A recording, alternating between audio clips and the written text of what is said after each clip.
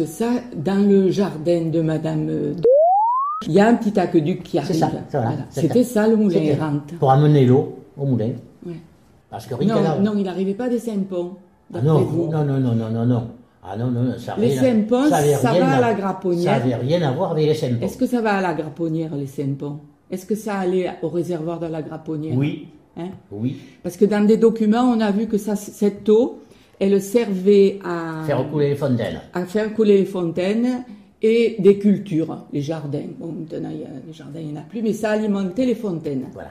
Parce que les jardins, après, c'était l'eau de Miège-Pan. Hein.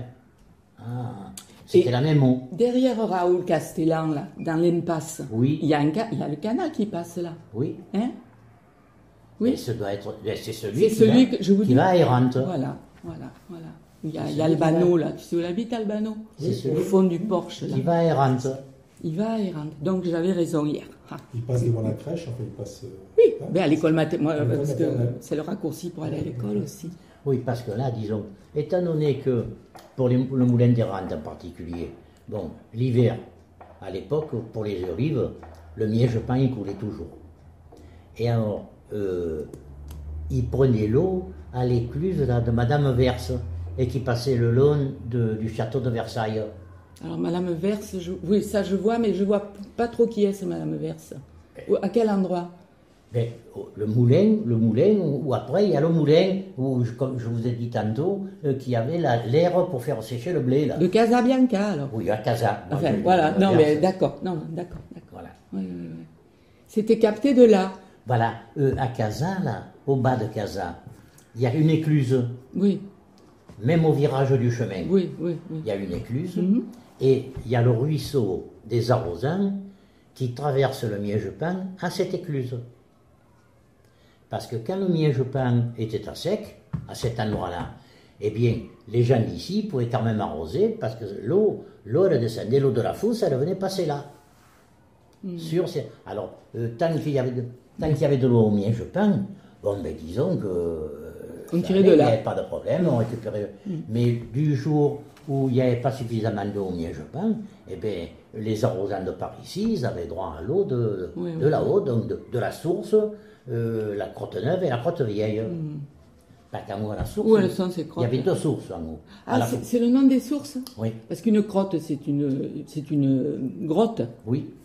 Mais il y avait la source donc normale, et puis la source qui sortait de la gipière, de la mine. D'accord, de plâtre, la plâtrière. Il faisait le plâtre. D'accord. Finalement, le Miège-Pan, il est surtout alimenté par la Fuchs. Ah oui. Moi, je suis allée au Weiss, là-bas, loin, après la foine de Baussan. Ah. J'ai fait des photos. À Bavalaïgue. Après Baussan. Ça veut dire quoi, ça? Après la source. Bavalaïgue, ma foi, il y a rose dedans. Oui, d'accord. Parce que c'est pas bavé, parce que bavé, c'est scupi en provençal. Je sais pas. C'est après Baussan. Voilà. Mais on voit des trous. D'ailleurs, ça s'appelait le ruisseau d'Éveil. Voilà. Ça s'appelait le ruisseau d'Éveil. Et c'est le ruisseau d'Éveil avec la Fuchs qui ont formé le Miège-Pan. En principe, le Miège-Pan, il vient du confluent. Voilà. Mais il est moins généreux que la Fuchs, finalement. Hein. On appelle le Miège-Pan, mais finalement...